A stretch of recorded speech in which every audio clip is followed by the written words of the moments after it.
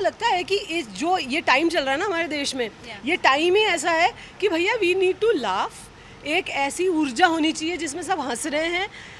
छोटी छोटी बात को लेके कलेश नहीं करना चाहिए, हमें सेंसिटिव नहीं होना चाहिए, मजाक को मजाक के तौर पे लेना चाहिए। बहुत ज़रूरी है कि अलग अलग प्लेटफॉर्म्स पे नया फ्रेश टैलेंट, जो हमारे मासेस में इतना टैलेंट है जो उभर के नहीं आ पाता। बहुत अच्छा समय चल रहा है डिजिटल पे कि गांव-गांव से, दूर कस्बों से, भारत के हर अलग अलग कोने से टैलेंट उभर के निकल रहा है। और ये जो मंच है, जो ताइवान एक्सीलेंस का, ये माइंड ब्लोइंग इनिशिएटिव मुझे लग रहा है कि रियल टैलेंट, रॉ टैलेंट, कि भाई अगर आप में है, हम आपको मंच दे रहे हैं, आप अपना टैलेंट दिखाइए। और अलग अलग लेवल्स पे आपको अलग अलग लोग चूज़ करेंगे और उसके बाद जो टॉप 5 हैं उन्हें भारत की जनता जो है वोट देकर डिसाइड करेगी कि किसने हमको सबसे ज़्यादा हंसाया। तो बहुत ही ऑर्गेनिक लेवल पर टैलेंट ढूंढने का ये कॉन्टेस्ट है। और जैसे मैंने कहा कि ताइवान एक्सीलेंस के 2 सक्सेसफुल सीजन्स हो चुके हैं, इसलिए तीसरे सीज़न में ये मुझे लेकर आए हैं। तो मैं बहुत सारे अच्छे टैलेंट में से हमने 12 चुने हैं, जिनमें से अभी आज 5 चुने जाएंगे। और फिर वो 5 आप सब भारत की जनता, आप डिसाइड करेंगे कि सबसे आपको ज़्यादा टैलेंटेड, फनी, रियल कॉमेडियन कौन लगा। So it's great. सो आप किस तरीके से जज करने वाली हैं, क्या कुछ ध्यान में रखने वाली हैं जब जज करेंगी तो? देखिए मेरे 9-10 साल के कॉमेडी, जो मेरा, मैं कहूँगी स्कूलिंग भी मेरी रही, वो वहाँ मैंने गलतियाँ भी करी, उस मंच से मैंने सीखा भी, जो कि FIR, और FIR के दौरान जो और भी अलग अलग कॉमेडी मुझे सीखने और करने का मौका मिला उन 10 सालों में। I have spend like a decade in comedy.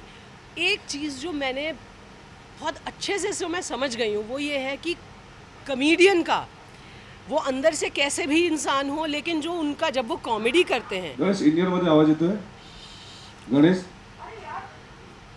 FM मध्ये कोण आवाज आहे? मोबाईल सोड गणेश. Check check check. हे. माझ्या फ्लोरला आवाज आहे गणेश? प्लीज, गणेश, स्टेज पे कॉन्वर्सेशन चल रहा है, थोड़ा तो रिस्पेक्ट कीजिए। या please continue. So I switch off your mics please. So I feel कि कॉमेडी जो भी इंसान करता है ना, अब वो जो भी उसकी पर्सनैलिटी हो, लेकिन जब वो कॉमेडी करता है, कॉमेडियन की इनोसेंस उसको एक बहुत ही परफेक्ट कॉमेडी करने वाला आर्टिस्ट बनाती है।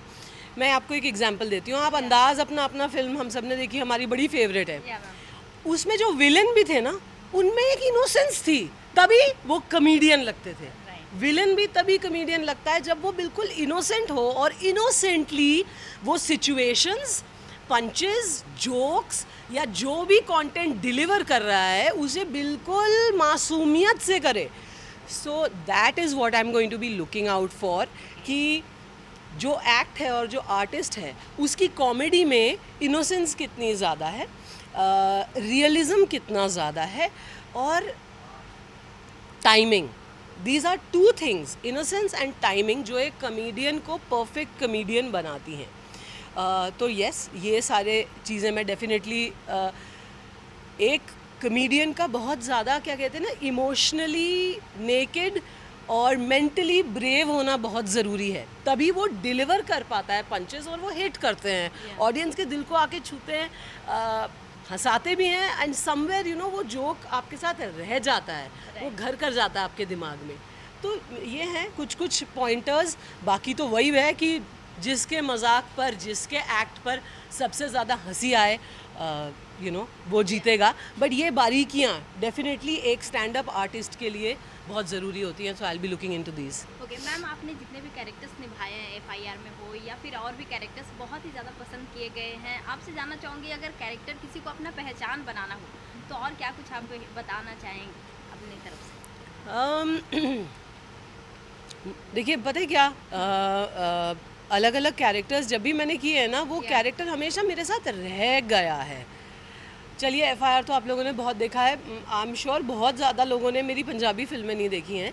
स्पेशली एक फ़िल्म जो मैंने गुरदास मान साहब के साथ की थी जिसका नाम है ननकाना, यूट्यूब पे है, शायद देख लीजिएगा। तो उसमें वो एक out and out emotional film थी। मेरे साथ आज भी वो कैरेक्टर रह गया है। जब आप कोई कैरेक्टर बन जाते हैं तो जितना भी वो कार्यकाल होता है वो कैरेक्टर प्ले करने का, उसमें आप भूल जाते हैं कि मैं असली में कौन हूँ। और आपकी बोलचाल, आपका बॉडी लैंग्वेज, आपकी अदाएं, वो एक अलग कैरेक्टर आप जो अपना लेते हो ना, आप वो बन जाते हो। तो मेरे साथ तो ये बहुत हो जाता है कि मैं कुछ टाइम के लिए निकल नहीं पाती हूँ उस कैरेक्टर से, क्योंकि मैं इतनी ज़्यादा अटैच हो जाती हूँ। सो इनफैक्ट हॉलीवुड में तो अगर आप, यहाँ तो खैर हमारी जान और जो है टैलेंट की कोई हिंदुस्तान में ज़्यादा वो होती नहीं है कि नहीं यहाँ ठीक है इन्होंने कर लिया। ये बाहर क्या होता है कि एक कैरेक्टर जब कोई बहुत अच्छा निभा दे तो फिर वो 6 महीने के लिए जंगलों में चले आते हैं भैया वो कैरेक्टर उतारने के लिए। It is that serious. आपका एक कैरेक्टर जो आप प्ले करते हैं उससे आप इतना ज़्यादा जुड़ जाते हैं कि आप अपने आप को कहीं ना कहीं खो जाते हैं और वो कैरेक्टर आप बन जाते हैं। This is a serious issue. तो या आई थिंक जो समझदार लोग हैं वो टाइम लगाते हैं उससे निकलने में। और कई जो बहुत ही जैसे बच्चन साहब हैं या कादर खान साहब बोलिए आप, या महमूद साहब बोलिए, आई डोंट नो, उनको मैं पर्सनली तो नहीं जानती, बट मैं जितना उनका काम देखती हूँ मुझे लगता है कि इन्होंने बहुत अपने आप को ट्रेन कर लिया है कि फटाफट एक कैरेक्टर में से निकले, लेकिन कहीं ना कहीं उनकी निजी ज़िंदगी में भी ये जो कैरेक्टर वो प्ले करते कहीं ना कहीं लीक होता ही होगा। ओके, सो मैम जानना चाहूँगी आपके अपकमिंग प्रोजेक्ट क्या कुछ आने वाले हैं? आपकी जो फैंडम है, आपकी जो ऑडियंस है वो आपको बहुत मिस कर रही है, तो आप नेक्स्ट किधर नज़र आने वाली हैं? यार पता है, मैंने ये रियलाइज़ किया कि मैं जब FIR कर रही थी ना तो मुझे बड़ा मन होता था कि मैं बड़ा हीरोइन वाले भी करूं। मैं बाकियों को देखती थी कि यार बड़े गाउन पहन के नाच रहे हैं लोग, और मेरा मन करता था मैं भी करूं।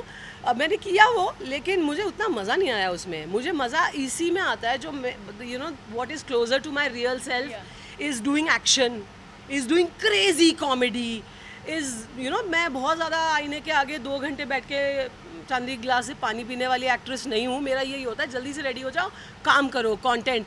सो अब जब मैं अगर टीवी पे आऊँगी या मैं कोई वेब में, हालांकि मैंने की हैं कुछ कहानियाँ वेब में, एक आने वाली है बहुत जल्द जिसका नाम है छलावा, हंगामा प्ले पे आने वाली है। उसका टाइटल सॉन्ग भी मैं गा रही हूँ, कल है उसकी शूट बल्कि टाइटल सॉन्ग की, तो वो बड़ा एक्साइटिंग है। लेकिन लाइक यू सेड कि मेरे लिए जो प्रोजेक्ट मेरा मन करेगा कि हाँ जिसकी मैं शूटिंग महीने में 20 दिन 25 दिन करना चाहूँ, उस जोन में आऊँ, उसके लिए I would want to do a action based detective comedy, like a comedy thriller, detective comedy thriller के लिए मुझे लगता है मैं बनी हूँ। बाकी सब रोल्स बाकी लोग बहुत मेरे से ज़्यादा अच्छा करते हैं। तो कॉमेडी के साथ साथ आप रैंप वॉक भी अच्छा कर लेती हैं मैम, क्या कहना और तू डराता बहुत अच्छा है भाई।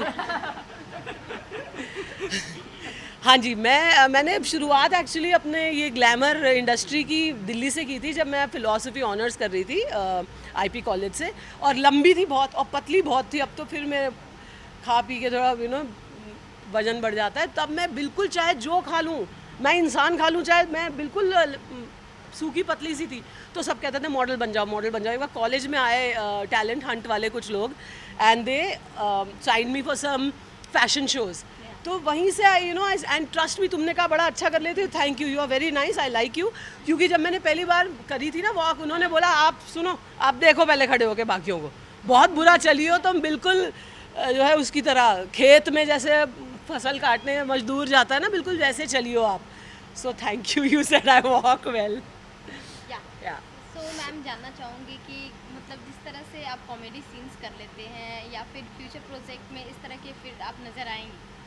हाँ, मैं कह रही हूँ कि जोश बहुत है मेरे में, यू नो एनर्जी बहुत है, तो मेरे को बस वो बैठना या काफ़ी देर तक मैं रेडी हो रही हूँ। अब तो मैंने बाल भी कटा लिए कि ज़्यादा कोई बैठ के रोलर और ये सब लगाए नहीं, वरना पहले मेरे लंबे बाल देख के ना हर प्रोजेक्ट में अरे मैम क्यों ऐसा कर दो, अब बाल स्ट्रेट कर दो, अब बालों का ये, अब वो 1-1.5 घंटा बैठ के, तो मैंने बाल ही कटा लिए। मैंने कहा अब सिर्फ talent. So yes, I look forward to doing like I said comedy thriller जिसमें एक्शन भी हो, और फिर ऑफ कोर्स कॉमेडी जो फोटे है। What about music album song? अभी काफ़ी ट्रेंड चल रहा है, क्या आप उसमें Do I look like a girl who will be in a music album और जो शर्मा रही है and all that? Do you think I look like that? I'm not fit for the संभावना सेठ बहुत अच्छा कर रही हैं आजकल वो म्यूज़िक वीडियोस। उनके मैंने देखे हैं म्यूज़िक वीडियो की कहानियाँ बहुत अच्छी होती हैं। उनके हस्बैंड बड़े टैलेंटेड हैं और क्या डांस करते हैं दोनों। तो बहुत कलाकार हैं जो म्यूज़िक वीडियो कर रहे हैं, आप वो देखें। मैं जो करती हूँ वो देखने के लिए आप मेरा काम देखें। ओके, एंड लास्टली ऑडियंस को क्या कुछ मैसेज देना चाहेंगे आप? ऑडियंस को मैं यही बोलना चाहूँगी कि यार हर एंटरटेनमेंट है जो हम करते हैं, आपको पसंद आए एंजॉय करिए, ना पसंद आए कुछ और देखिए। लेकिन ये जो एक वक्त और माहौल बन गया है कि किसी जोक पे लोग उखड़ रहे हैं या लोगों को ट्रोल कर रहे हैं, या मान लीजिए 2 सेलिब्रिटीज़ आपस में ट्विटर या इंस्टाग्राम पे बात कर रहे हैं तो उसमें कूद के आप अपना ओपिनियन दे रहे हैं, ये सब मत करिए। हो सकता है वो 2 सेलिब्रिटीज़ दोस्त हों, आपस में जोक करते हो, एक दूसरे की टांग खींचते हो, उसमें आप इतना पर्सनल हो के ट्रोलिंग आपस में मत लड़वाओ ना एक्टरों को, उनको भी दोस्त रहने दो। So be intelligent, take entertainment only as entertainment. एक चौटाला वाला डायलॉग मैम, मिस चौटाला वाला। करना मत कुछ भी घोटाला, क्योंकि आ गई है Chandramukhi Chautala. Thank you ma'am, thank thank you you. Ma'am, thank you so Alright, much. thank you. My name is Apur Bajpai. I'm the winner of Technology Superstar Season 1. I also appeared on the Great Indian Laughter Challenge Season 5. और उसके अलावा मैं रीवा से हूँ, मध्य प्रदेश, और मैं मुंबई में पिछले 5 साल से कॉमेडी कर रहा हूँ। और जनरली मैंने और दूसरे शहरों जैसे हैदराबाद, पुणे में भी परफॉर्म किया हुआ है। क्या कहना चाहेंगे ये जो ताइवान एक्सीलेंस जो टेक्नोलॉजी अवार्ड सुपरस्टार 3 का जो चल रहा है, क्या कहना चाहेंगे? तो ये शो जो है इस बार मैं उसको मेंटोर कर रहा हूँ। मैं पहले सीज़न में जीता था और इस सीज़न में उसको मेंटोर कर रहा हूँ। दो अलग अलग तरह के एक्सपीरियंस मैंने देखे हैं और बहुत अच्छा एक्सपीरियंस रहा है दोनों का। बहुत प्रोफेशनल टीम है, बहुत एग्जीक्यूशन बहुत सीमलेस होता है। बहुत मुश्किल था एंट्रीज़ को जज करना, क्योंकि बहुत अच्छी एंट्रीज आई। मुझे लग रहा है कि जैसे स्केल काफ़ी ऊपर चला गया है पिछले 2 सालों में, और अभी जो लोग हैं हमारे लिए बहुत टफ था ऑलरेडी 12 को सिलेक्ट करना, क्योंकि बहुत अलग अलग तरह के एक्ट्स थे। हमने कवि देखे, हमने मिमिक्री आर्टिस्ट देखे, हमने नॉर्मल स्टैंड अप्स वाले देखे, और उसमें भी अलग अलग टाइप के लोग थे। तो उनको चूज़ करना हमारे लिए बहुत बड़ा चैलेंज था, और हम होप कर रहे हैं कि हमने अच्छी सिलेक्शन की है। और आज आप देखोगे कि वो क्वालिटी रिफ्लेक्ट होगी जब वो लोग आएंगे परफॉर्म करने।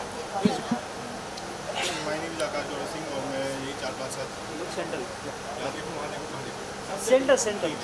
आकाश जोड़ा सिंह नाम है मेरा, और मैं 4-5 साल से कॉमेडी कर रहा हूँ। तो पुणे से शुरू किया था कॉमेडी, तो मुंबई तो आना जाना लगा ही रहता है, क्योंकि पुणे क्या है, चचेरी बहन है मुंबई की, तो आना पड़ता है यहाँ पे। तो यहाँ पे जब भी आता हूँ तो इस टाइप के शोज़ होते रहते हैं, और मैं सीज़न 2 का रनर अप रहा।